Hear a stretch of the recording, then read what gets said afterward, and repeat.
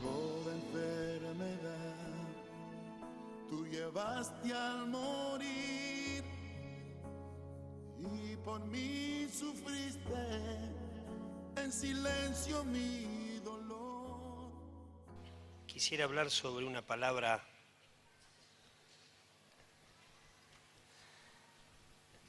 que surge de mi propio pecado. Así que es una palabra con la cual luché, lloré, me humillé,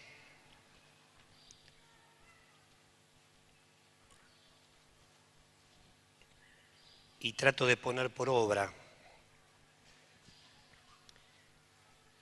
A veces las palabras surgen de un sueño, una visión, una necesidad, una circunstancia, algo que hay que enseñar. Pero esta palabra en mi corazón y en mi espíritu surgen de haberme confrontado con una actitud pecaminosa en mí. Así por lo menos consideré que era. Y estaba leyendo el Antiguo Testamento y orando sobre algunas cosas y me encontré con un pasaje en Zacarías. Y a través de una pregunta que me hizo el Espíritu Santo en mi meditación, me di cuenta que algo no estaba bien, que necesitaba cambiar, hacer giros, y allí surge esta carga que tengo. No le podría llamar un mensaje, sino quiero tratar de ponerles palabras a esta fuerte impresión que el Espíritu Santo puso en mi corazón.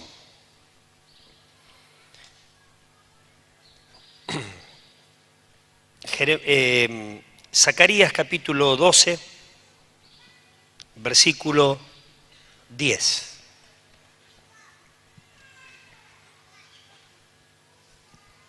Y quisiera que sea una palabra para este periodo de oración, de búsqueda del Señor, que creo que debe ser un periodo de renovación personal, congregacional, un periodo de intensidad en la búsqueda del Señor. Dice la palabra del Señor, lo leemos juntos, y derramaré sobre la casa de David y sobre los moradores de Jerusalén espíritu de gracia y de oración, y mirarán a mí, a quien traspasaron, y llorarán como se llora por hijo unigénito, afligiéndose por él como quien se aflige por el primogénito. Efesios capítulo 6, versículo 18. Efesios capítulo 6, versículo 18. Dice así: orando en todo tiempo, con toda oración y súplica en el Espíritu, y velando en ello con toda perseverancia y súplica por todos los santos. Orando en todo tiempo, con toda clase de oración, y pone separado súplica en el Espíritu, y habla del velar con perseverancia y con súplica por todos los santos. Si yo tuviera que ponerle un título a este tema, le pondría el espíritu de súplica.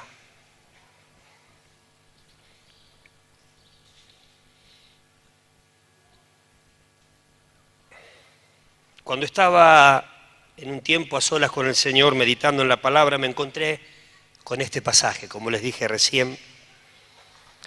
Y mirando en otras versiones, vi que esta expresión de espíritu de gracia y oración, la mayoría de las versiones la traducían con otra palabra, no decía espíritu de gracia y oración, sino que decía espíritu de gracia y súplica, y muchas traducciones en vez de poner oración, ponen súplica. Y me llamó la atención digo, epa, qué expresión profunda, la expresión de la súplica. Así que empecé a mirar un poquito las Escrituras y cuando estaba en eso el Espíritu Santo me dijo así: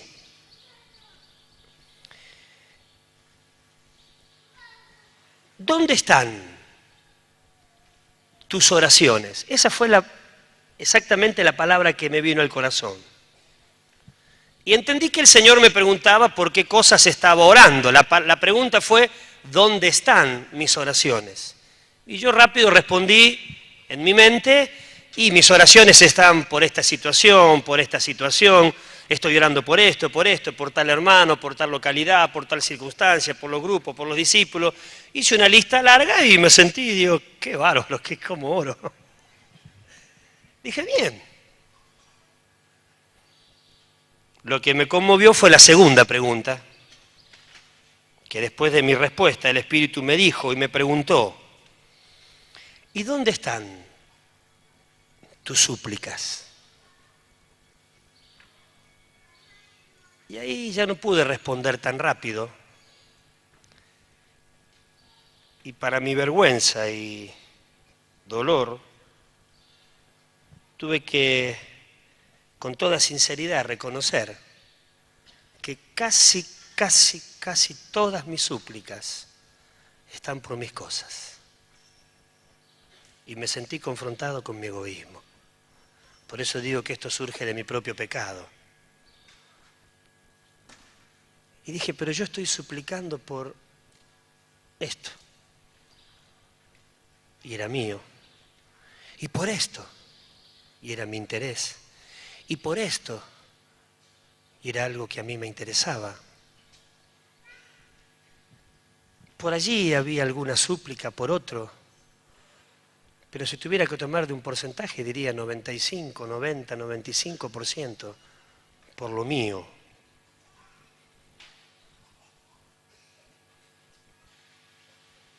Tercer pregunta que me hizo el Espíritu Santo. Me vino al corazón la pregunta que le hicieron al Señor: ¿cuál es el primer mandamiento? Y Él responde: amarás al Señor tu Dios con todo tu corazón, con toda tu mente, con toda tu alma, con todas tus fuerzas. Y el segundo, ¿cuál es? Y yo dije: ama a tu prójimo como a ti mismo.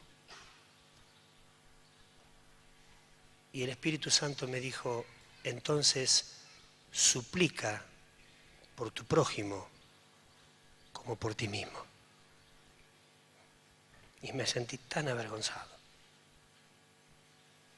porque no lo hacía, no lo hago, estoy creciendo, quiero crecer en esto.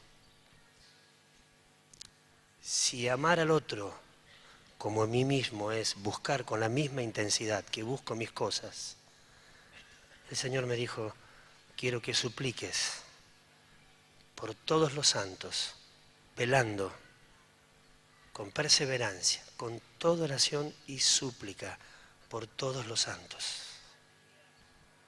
Y me sentí mal. Y vi que el Espíritu Santo profetizado para la iglesia, la casa de David, los moradores de Jerusalén, era una expresión profética de la iglesia. El Espíritu Santo prometido que iba a ser derramado, que ya está derramado en nuestros corazones, ya lo tienes. Si fuiste lleno del Espíritu Santo, este Espíritu ya vino. Es espíritu de gracia y súplica para que podamos hacer esto. Es un espíritu de oración profunda. Lo primero que pensé es: una cosa es orar y otra cosa es suplicar, Señor. Porque yo puedo orar rápidamente, ocasionalmente, por algunas cosas, y está bien. Todo tipo de oración es válida. Pero que el Señor estaba poniendo la luz sobre un tipo de oración más comprometida, más profunda, que es la oración de súplica, de la que yo quiero decir algunas cosas que el Señor me está mostrando y trabajando en mi espíritu.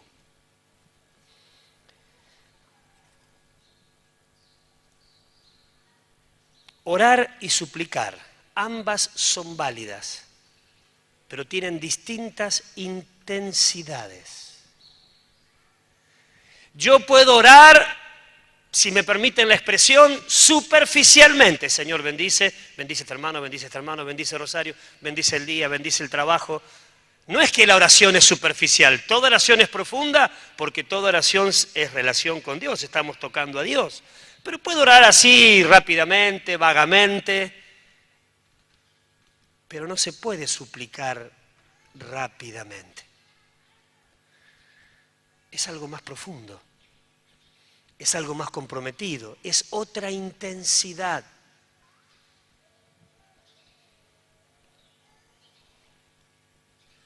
El espíritu de súplica es derramado sobre la iglesia para tener una profunda comunión con Dios y una profunda intensidad en la búsqueda.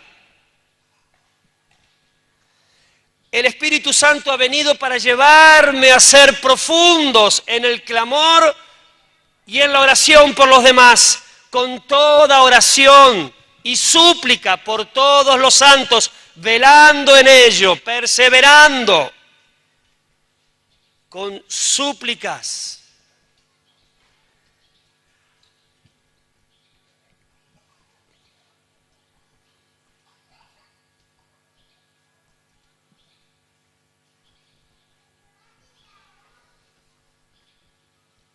Para poder suplicar, solamente se puede hacer andando en el poder del Espíritu. Para suplicar por mis cosas no hace falta andar en el Espíritu. El propio dolor, la propia circunstancia me puede llevar a clamar, a gritar y a suplicar. Pero cuando tengo que salir de mi situación para poder suplicar por otros, solamente es a través del Espíritu Santo, porque este Espíritu saca de mi vida el egoísmo, me lleva a meterme en la circunstancia del otro y a pasar tiempo de clamor por la circunstancia de mi hermano. Solamente el hombre profundo en Dios va a poder suplicar con la misma intensidad que suplica por sí mismo, por el resto de los santos. Es un espíritu de profundidad. La profundidad en la oración es profundidad en Dios. Y para eso ha venido este Espíritu Santo que iba a ser derramado sobre nosotros. El que tiene una vida superficial en la oración es porque tiene una vida superficial en Dios y está militando según la carne. Porque dice la palabra que la carne es débil, no logra intensidad. La carne no quiere ni puede agradar a Dios ni a las cosas del Espíritu. Pero también dice la Escritura que el Espíritu está dispuesto, está presto. Una versión dice, está agazapado, esperando actuar. Así está el Espíritu Santo en nosotros, esperando. Ahora que pasaron las Olimpiadas, ¿vieron los que van a largar la carrera? Cómo se preparan y apoyan así, y apoyan, se preparan bien para cuando venga el sonido de la largada, comienzan a largar con la mayor intensidad posible la carrera. Esta es la súplica. El Espíritu Santo está esperando actuar. Derramaré sobre mi casa espíritu de gracia y súplica. El Espíritu Santo está esperando para actuar. Me llamó la atención que la palabra hebrea para súplica significa una rama de olivo envuelta en un paño blanco.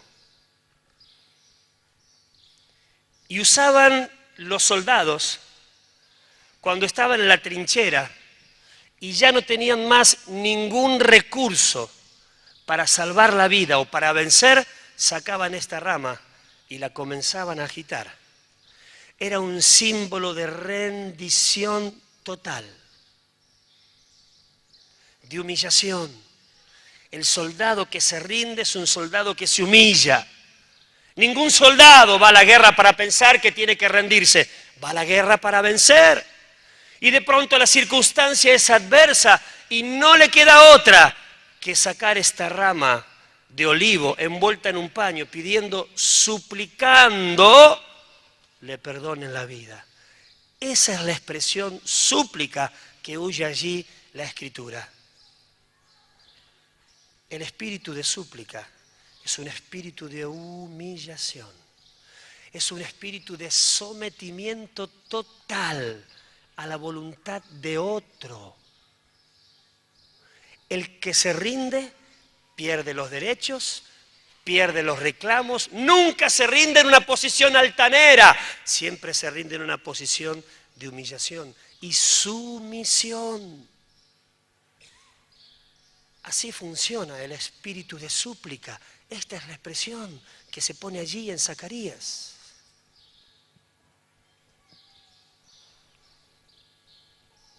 Eran llamadas ramas de súplica o ramas de oración. Sencillamente eran banderas, la bandera blanca. En el boxeo es cuando se tira la toalla. Vieron que alguien está siendo muy golpeado y le dicen tira la toalla. Cuando tira la toalla se terminó. Eran llamadas banderas de rendimiento y significaban clamor o grito de entrega. Hermanos, si queremos funcionar en el Espíritu, tenemos que humillarnos. Este periodo de ayuno y de oración va a ser un periodo de humillación personal, de sumisión total a la voluntad del otro. Es la rendición al que te conquista. Aquí nos conquistó el amor, pero es la figura tomada para la oración de súplica. Hermano, ¿dónde están tus oraciones? ¿A dónde están tus súplicas?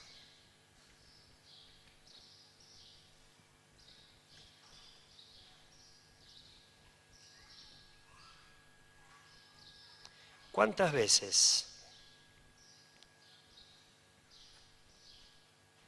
he hecho oraciones arrogantes? Compartiendo esto con un discípulo, él me dice, ¿cuántas veces le he dicho a Dios, reclamo que hagas esto?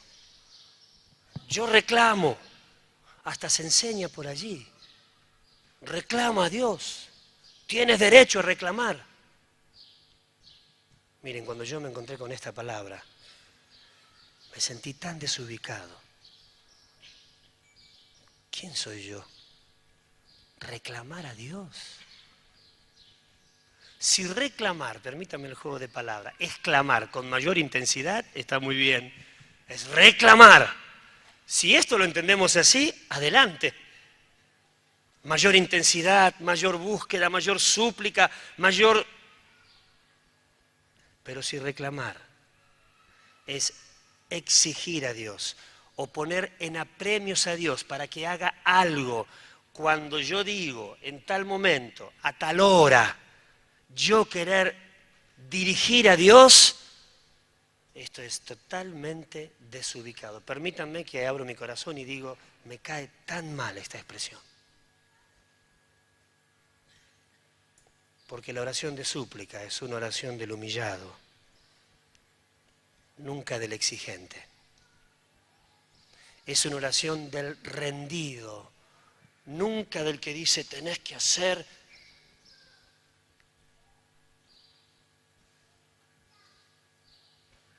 La oración de súplica solamente se logra Cuando uno reconoce su propio mal,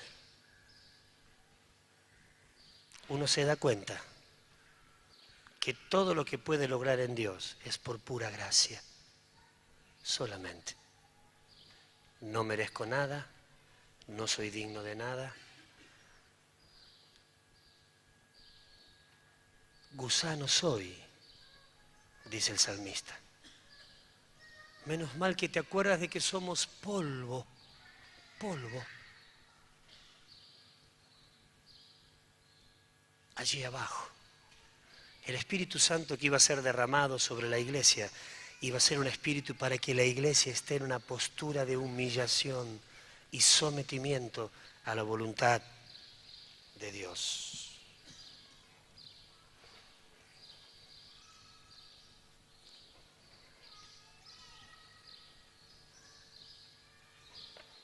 Miren lo que dice Lucas capítulo 18, del versículo 9 al 14. Allí se encuentran dos que van a orar. Lucas capítulo 18, del 9 al 14. Dos que van a orar. Esta es la famosa experiencia que le toca vivir al fariseo y al publicano. Hay uno allí arrogante, pagado de sí mismo, reclamando y sacando a luz, más que reclamando, exponiendo todas sus virtudes y su espiritualidad delante del Señor. Lucas capítulo 18, del 9 al 14. Y dice que confía en sí mismo como justo y menospreciaban a los otros. Y habla del fariseo que puesto en pie decía, el versículo 11, dice el Señor, ¿oraba con quién? ¿Con quién oraba? ¿Cómo oraba consigo mismo? ¿La oración no es siempre a Dios? Este se ve que mandaba la oración y la oración pegaba la vuelta y venía como un boomerang. Oraba consigo mismo, qué expresión rara.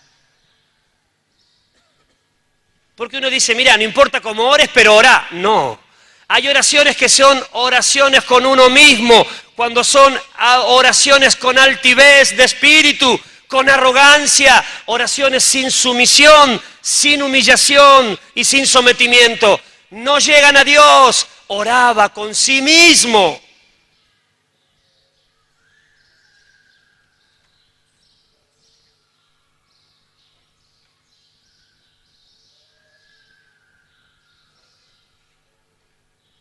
Y decía, Dios, te doy gracias porque no soy como los otros hombres, ladrones, injustos, adúlteros, ni aun como este publicano. Ayuno 2 veces a la semana, doy diezmo de todos los que gano. Oraciones altivas. Pero miren al otro, el publicano estando lejos, ni siquiera podía alzar los ojos al cielo. Estaba sometido, estaba humillado y golpeaba su pecho. Sé propicio a mí, pecador. El humillado es el que puede clamar a Dios. La oración de súplica surge de esta actitud. El espíritu del publicano se nos encarne en este periodo. Uno oraba consigo mismo y otro obtuvo el favor de Dios. Sé propicio a mí. Encorvado, cabeza gacha, espíritu sumiso. La oración que toca el corazón del Señor. En ese clamor y en esa súplica, en el reconocimiento de nuestro propio pecado, surgen las oraciones más intensas y allí aparecen las lágrimas. David Livingstone dijo así: con ojos secos,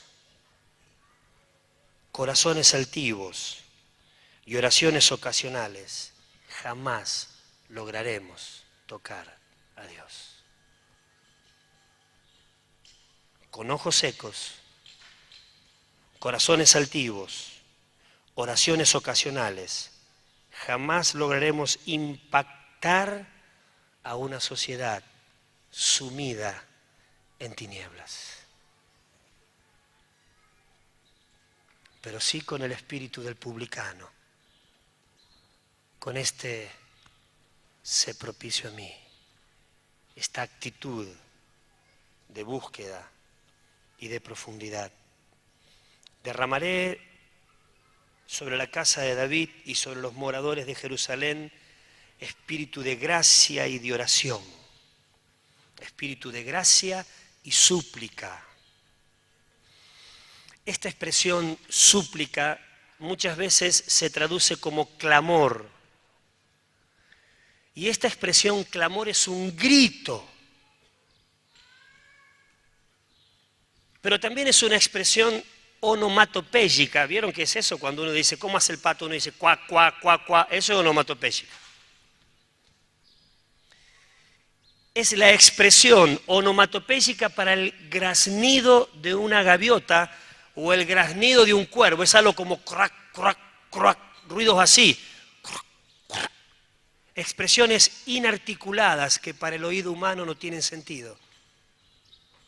Eso es clamor.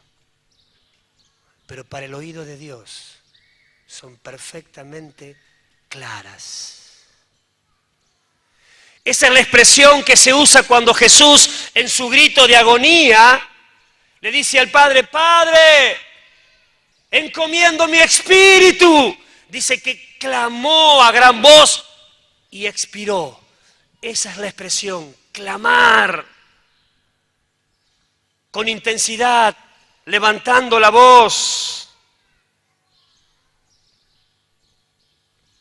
Es la oración de Ana a los pies del sumo sacerdote, clamando por un hijo, que dice la Biblia que ya no tenía lágrimas, que no podía articular palabra, que su corazón oraba a Dios y ella no podía hablar, no le salía nada. Y el sacerdote le dice, mujer, digiere tu vino y vete.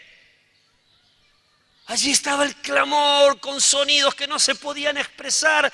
Había una carga tan grande en el corazón que estaba allí postrada, pero al oído de Dios eran perfectamente entendibles. Y apareció Samuel. El clamor, la súplica, la oración profunda del humillado que toca el corazón del Padre.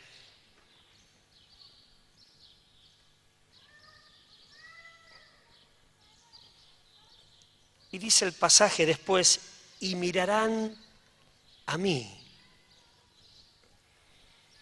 El Espíritu Santo cuando viene a nuestras vidas,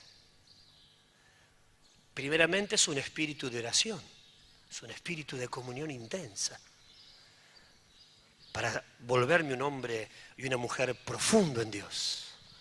Pero es un espíritu que capta, que cautiva el corazón.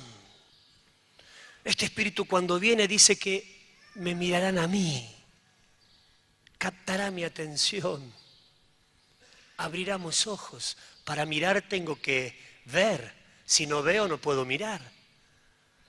Es un espíritu que abre los ojos del espíritu para ver la hermosura del crucificado, para ver a Dios, para estar allí enamorado y poder pasar tiempo y estar allí en una contemplación, en una expresión mutua de amor, y mirarán a mí. El Espíritu me va a llevar a Dios para verle, para conocerle, para distinguirle, para amarle, para meditar, para poder estar allí arrobado, enamorado, a veces con muchas lágrimas, a veces con silencio, pero es un espíritu que me lleva a pasar tiempo. Mirarán a mí. El Nuevo Testamento dice, puesto los ojos en Jesús, a Él hay que mirar, a Él hay que dirigir la atención, hacia Él hay que dirigir el corazón, y el espíritu de gracia y súplica que ya está entre nosotros es un espíritu para que le miremos y le veamos sin atractivo, desfigurado, amoratado, para que le deseemos más. Ay, cuánto te deseo. Y sigue diciendo el pasaje, y mirarán a mí y llorarán. Es la comprensión del hecho de la cruz. Sin este espíritu de súplica no entenderemos el sacrificio del Señor. Seremos superficiales, tomaremos con mucha liviandad el pecado, nos reiremos de la exigencia de la santidad y diremos son exagerados. Pero cuando se abren mis ojos para ver la agonía, dice la Biblia, y llorarán. Es arrepentimiento, es convicción de pecado que transforma el ser. Si no hay arrepentimiento profundo, no hay cambios, no hay santidad, hay legalismo, hay instrucción, pero no hay transformación. El temor de Dios es lo que me aleja del pecado. Y el temor de Dios viene al descubrir cuán grande amor fue del Padre que lo clavó allí en la cruz. Y fue molido por mis pecados y fue desfigurado por mis rebeliones. Se tiene que abrir mi espíritu para ver. Lo puedo leer, lo puedo oír, lo puedo enseñar para que hasta que el espíritu no abra mi espíritu, no lo captaré y seguiré igual. Y mirarán a mí, a quien traspasaron, y llorarán como se llora por el unigénito, afligiéndose.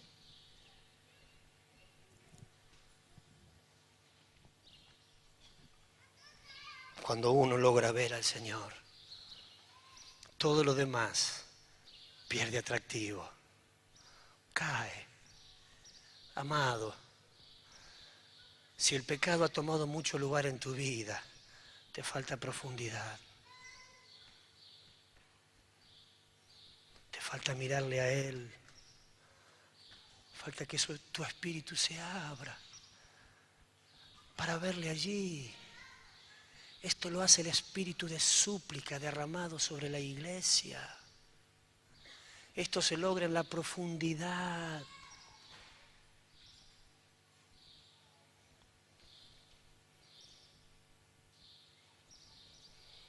Cuando logro ver la cruz, puedo captar algo del amor del Padre. Allí dice la palabra que no puede expresar. Mirad cuán amor nos ha dado el Padre. No lo puede expresar. ¿Cómo lo puedo? Mirad cuán es tan grande. De tal manera Dios amó al mundo, de tal manera no lo puede expresar, lo captó, sus ojos se abrieron, le miró y algo captó del amor de Dios al verle allí en agonía, derramando su vida hasta la muerte, algo captó. Qué difícil es pecar después, qué difícil es amar al mundo después. Cuando logro entender que yo fui el que lo metió allí. Y mirarán a mí.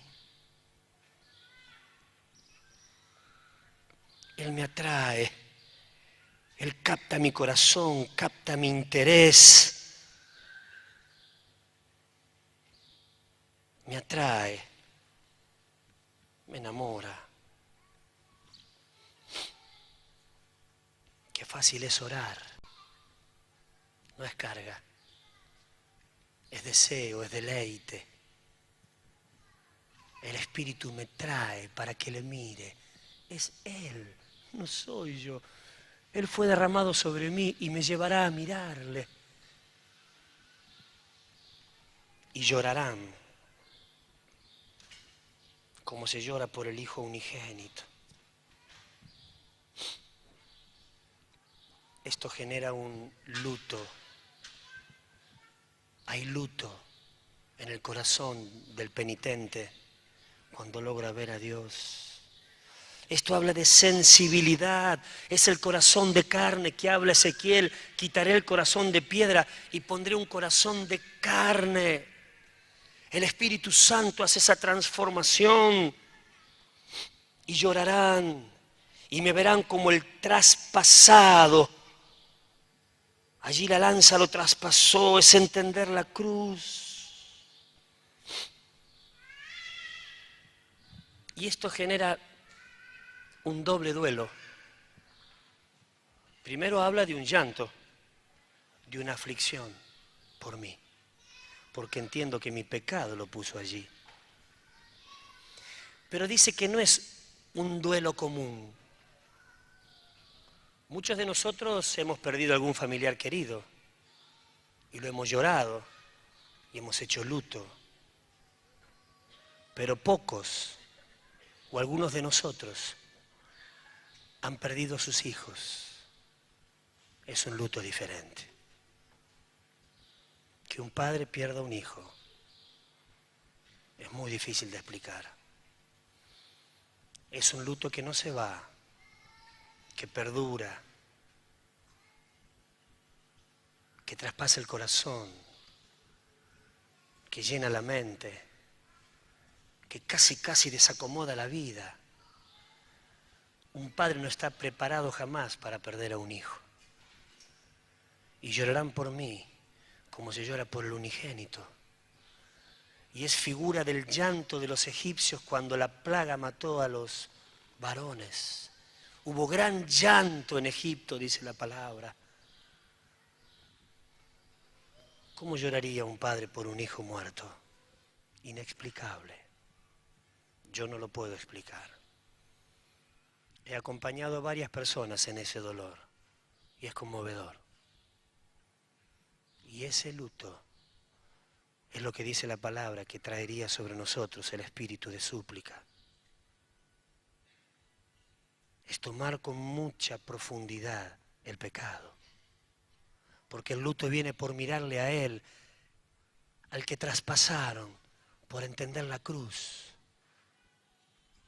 Y ese luto genera llanto por mí y llanto por el prójimo que todavía está perdido. No es algo pasajero. Puedo acompañar a un hermano cuando muere un familiar y tal vez me puedo conmover por su dolor y lloro un rato, pero después me voy y me olvido. Pero cuando muere alguien mío, dura más. Y cuando muere un hijo, ¡qué agonía! Esto es convicción por el pecado. Esto es clamor por el perdido. Toma la figura esa. Hermanos, me pregunto, ¿habrá una profundidad que todavía no hemos captado? ¿Habrá una intensidad en la vida, en el espíritu que todavía no estamos acostumbrados a vivir? ¿Habrá más clamores, más lágrimas por el pecado y por el perdido? ¿Dónde están los intercesores agonizantes? ¿A dónde están? Que yo pueda decir, heme aquí, porque sobre mí has derramado espíritu de gracia y súplica, y ha venido para esto. No solamente ha venido para que hables en lenguas, para que ores por los enfermos, para que eches fuera demonios, ha venido para entender la cruz, ha venido para santificarnos, ha venido para llevarnos a la profundidad de la oración, clamor por ti y clamor por el mundo que se pierde. Derramaré sobre la casa de David y los moradores de Jerusalén espíritu de gracia y súplica.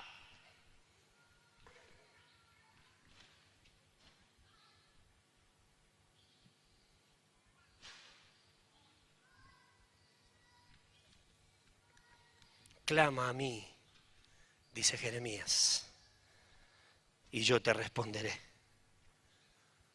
Clama a mí, y yo te responderé. Y te mostraré cosas grandes y ocultas que tú no conoces. Jeremías 33, 2 y 3. Así ha dicho Jehová que hizo la tierra, Jehová que la formó para afirmarla. Jehová es su nombre. Clama a mí y yo te responderé y te enseñaré cosas grandes y ocultas que tú no conoces.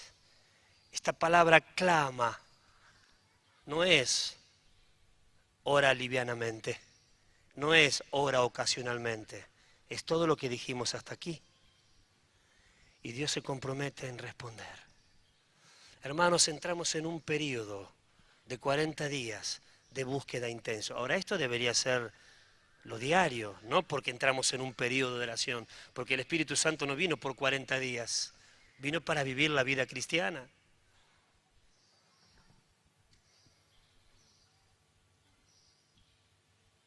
Es con el clamor de nuestras oraciones que Dios forma y afirma la obra. Si no hay clamor, según este pasaje, no hay respuesta. Clama a mí, mi parte, y yo te responderé su parte, y te enseñaré cosas grandes y ocultas que tú no conoces. Antes de que el Señor lo llame al profeta a clamar a Él, Él se presenta y dice: yo soy Jehová, que hizo la tierra, que la formó para afirmarla. Está hablando de su omnipotencia, de su poder. Está hablando de que Él no tiene debilidad y no hay imposibles. Hoy cantábamos, mi Dios es un Dios de milagros. Él se está diciendo, no habla cualquiera, hablo yo, Jehová. Y después dice, clama a mí, nos invita a clamar. Y dice, yo te responderé. Y me llama la atención esta última parte, y te enseñaré cosas grandes y ocultas que tú no conoces. Digo una cosita para terminar de esto, que me llamó la atención. Primero, si es algo oculto, es algo secreto para mí. No lo conozco, está oculto.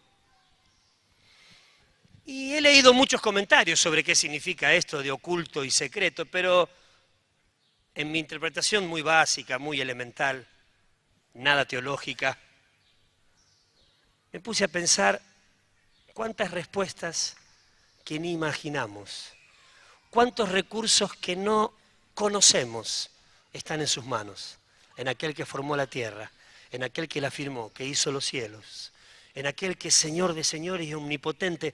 Cuántas cosas que no tenemos en cuenta. Por ejemplo, había un camino secreto que estaba escondido bajo el Mar Rojo. Moisés extendió su mano sobre el mar e hizo Jehová que el mar se retirase por un viento recio que sopló toda la noche, un viento oriental. Dice la palabra, sopló toda la noche y el mar quedó seco.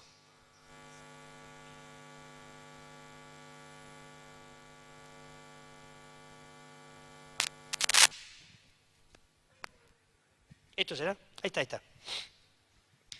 Y se abrió un camino secreto. No lo conocían. Allí estaba el camino preparado por Dios. Les estaba velado. Hasta ese momento nadie sabía el recurso que Dios iba a usar. No lo sabía ni el pueblo de Dios, ni lo conocían los soldados egipcios. El camino secreto escondido bajo el Mar Rojo. ¿Quién conocía el árbol que estaba allí?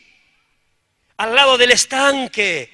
Cuando dice que llegaron a Mara, había un estanque de agua y las aguas estaban amargas, no se podían tomar. Y el Señor dice, mirá, allí al lado hay un árbol. Tíralo en las aguas. ¡Qué locura! Un árbol, al agua amarga hay que hacerle otro tratamiento. Un árbol. Cosas ocultas, secretas, que no conoces.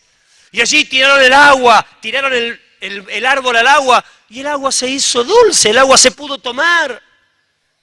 El secreto del árbol al lado del estanque. En Juan capítulo 2, el secreto del agua hecha vino en el banquete de las bodas de Canaán. Señor, se terminó el vino, no hay más.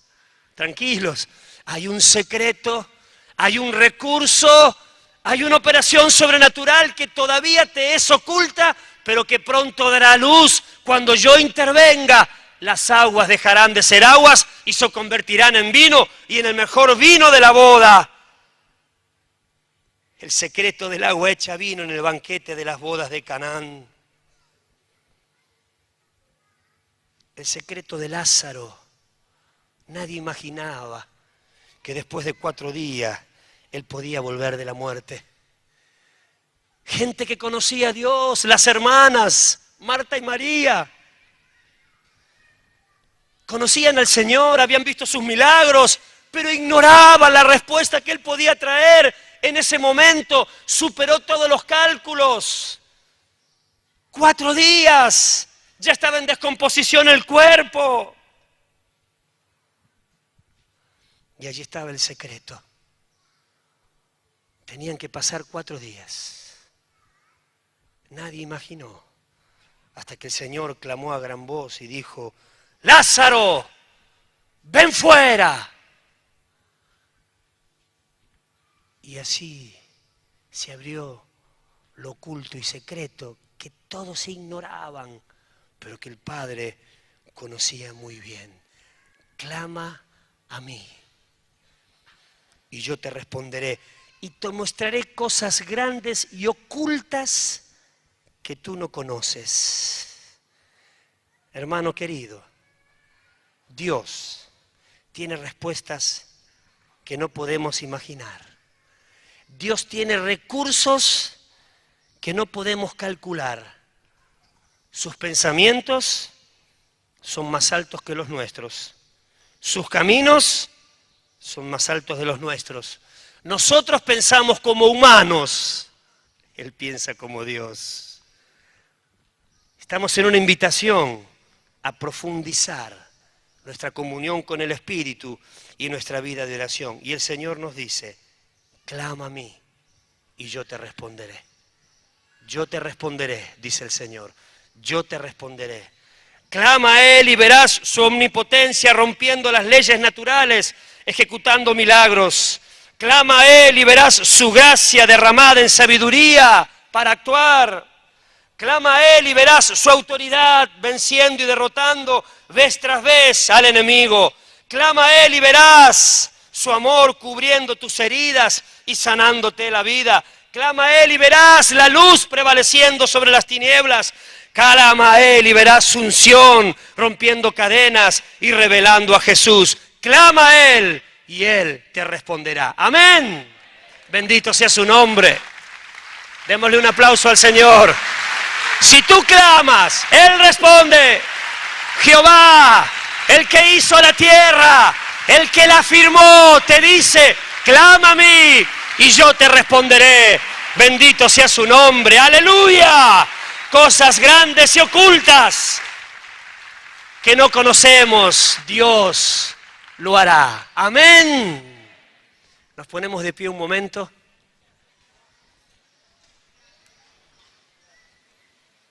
Oh Dios, oh Dios, oh Dios. Oh Jesús. Bendito sea tu nombre. Bendito sea tu nombre.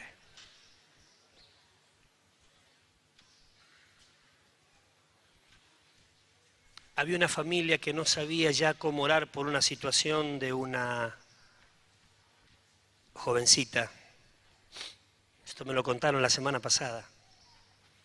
Y hace un par de domingos aquí oramos para que Dios intervenga sobre las situaciones que ya no podíamos manejar. Y estas hermanas no querían venir a la reunión porque si venían a la reunión iba a pasar lo que no querían que pase. Y vinieron con fe. Y acá viene esta palabra de que oremos que Dios iba a intervenir sobre los casos imposibles o sobre las situaciones que ya no podíamos manejar, que no teníamos recursos, y volvieron. Y se enteran de que Una persona había ido a la casa y no tenía que ir. Pero lo maravilloso de eso es que Dios tenía algo oculto y secreto que ellas no conocían. Un recurso. Una persona se olvida algo allí y eso que se olvida, no quiero dar muchos detalles, destapa una situación. Y al destaparse esa situación, hubo dolor, hubo crisis, pero esa puerta que ellas no sabían cómo cerrar, se cerró.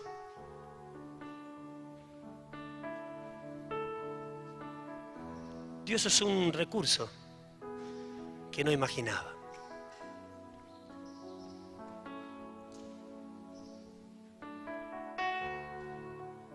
Jonás ni imaginaba el recurso que tenía Dios allí. Que se lo trague un pez. Pedro, allí en la barca.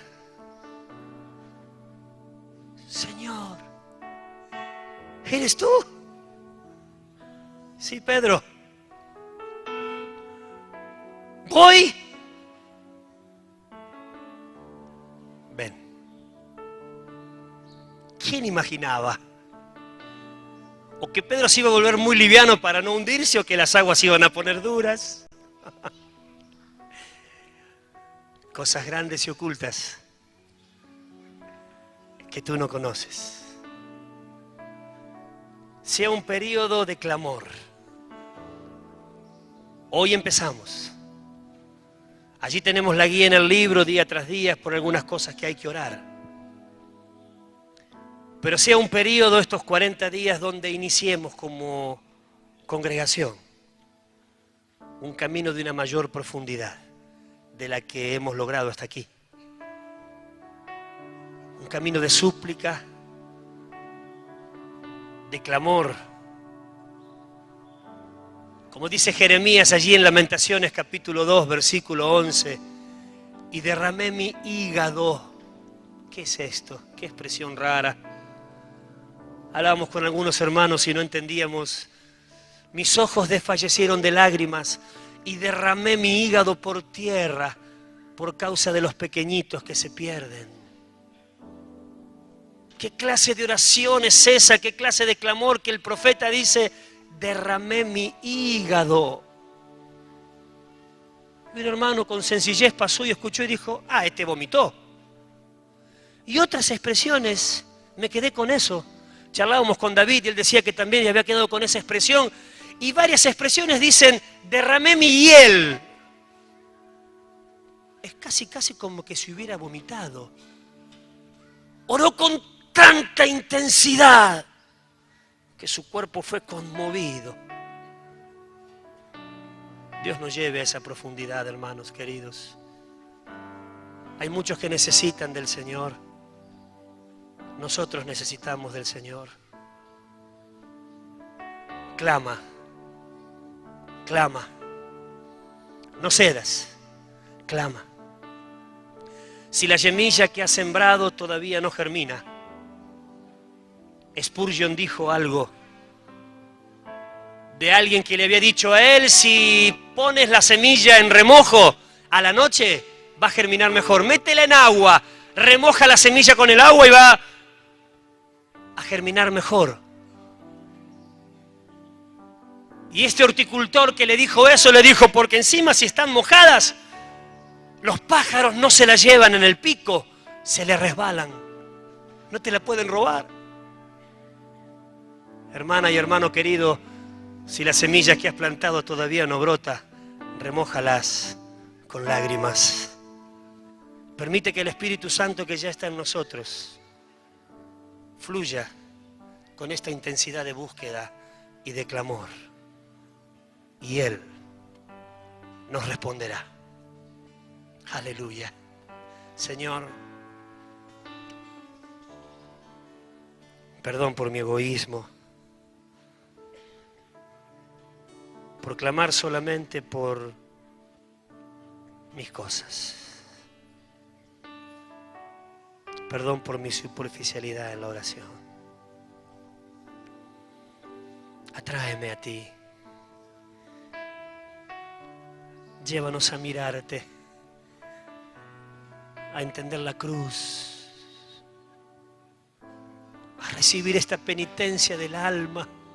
Dijiste, bienaventurados los que lloran, porque ellos recibirán consolación.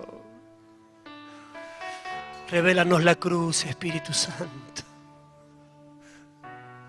Revélanos el amor del Padre y nuestra pecaminosidad. Danos este luto que dice Zacarías, llorarán por el afligido.